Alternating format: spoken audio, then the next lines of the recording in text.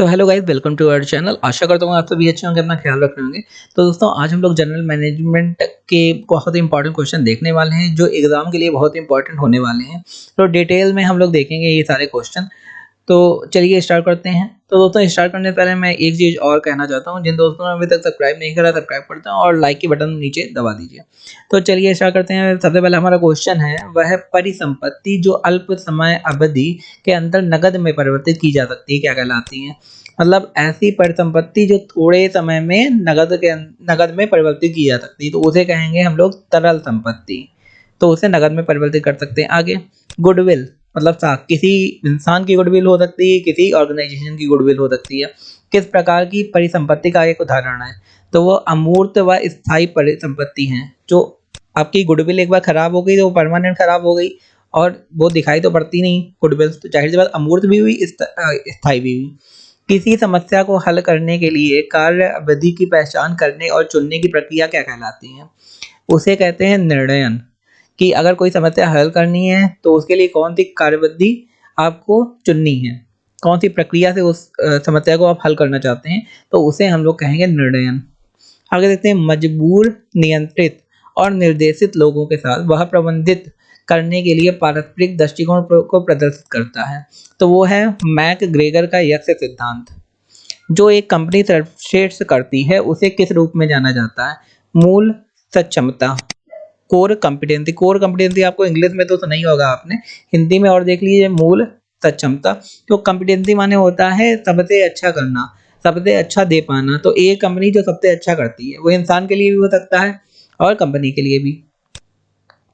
जब एक व्यक्ति को दो या दो से अधिक विषम उम्मीदों को पूरा करना होता है तो इसे क्या कहते हैं, उसे कहते हैं भूमिका संघर्ष। आप किसी भूमिका में हैं, आप हो सकता है अधिकारी की भूमिका में हो लेकिन काम आपके पास दो तरीके के हों, तो दोनों तरीके के कामों में आपको अच्छा देना है तो उसके लिए आपको मेहनत करनी पड़ेगी, तो उसे क्या कहेंगे, भूमिका संघर्ष। जब एक व्यक्ति दो या दो से अधिक विषम उम्मीदों को पूरा करता है, ये आम लोगों में भी लागू हो सकती है लेकिन ये ऑफिशियल के लिए है। वह लेखांकन अवधारणा जो बताती है कि व्यापार एक लंबी अवधि के लिए चलेगा, क्या कहलाती है, तो वो सुनाम प्रतिष्ठान अवधारणा, मतलब गोइंग कंसर्न कॉन्सेप्ट। ये इंग्लिश में आपको समझ में आ रहा होगा। गोइंग कंसर्न कॉन्सेप्ट माने होता है जो अभी काम चल रहा है, तो व्यापार एक लंबी अवधि के लिए चलेगा, उसे कहते हैं सुनाम प्रतिष्ठान अवधारणा। फॉर्म में भरा गया ग्राहकों की प्रतिक्रिया किस प्रकार की सूचना का एक उदाहरण है।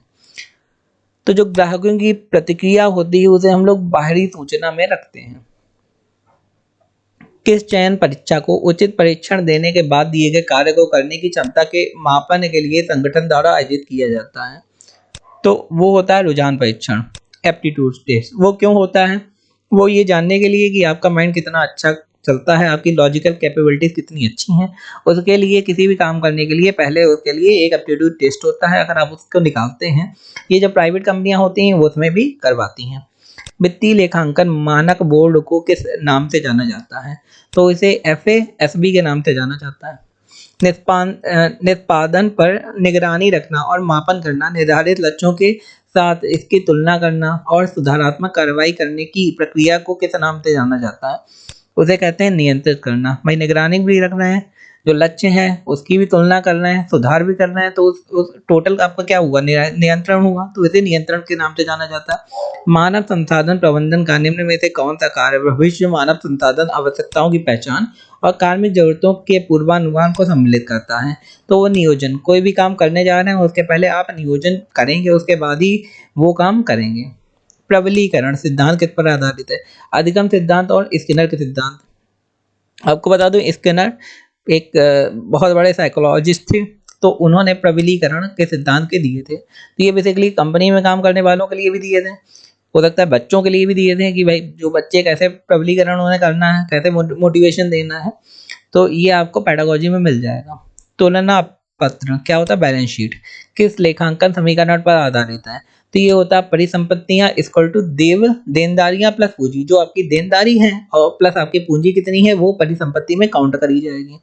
किस कर्मचारी शेयर योजना में कंपनी कर्मचारी को एक भविष्य तिथि पर शेयर लेने का विकल्प प्रदान करती है, तो वो होता है कर्मचारी स्टॉक विकल्प अधियोजना।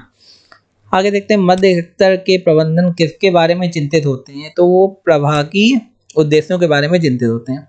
जब व्यापार का मालिक अपने निजी प्रयोगों के लिए व्यापार से धन निकालता है तो उसे क्या कहते हैं? उसे कहते हैं आहरण। मतलब जो मालिक है वो अपने निजी प्रयोगों के लिए भाई धन निकाल रहा है व्यापार से, क्योंकि मोस्ट ऑफ द धन कैसे स्टॉक के रूप में होता है, तो अगर आप निकाल रहे हैं तो उसे क्या कहेंगे? आहरण। दोस्तों ये थे कुछ हमारे क्वेश्चन जो जनरल मैनेजमेंट के लिए बहुत इंपॉर्टेंट है। तो दोस्तों अगर आपको और भी इसी तरीके के क्वेश्चन देखने हैं तो हमारे कमेंट सेक्शन में बताइए कि आपको किस सब्जेक्ट में पढ़ाई करनी है या किस सब्जेक्ट को ज़्यादा फोकस करूँ मैं।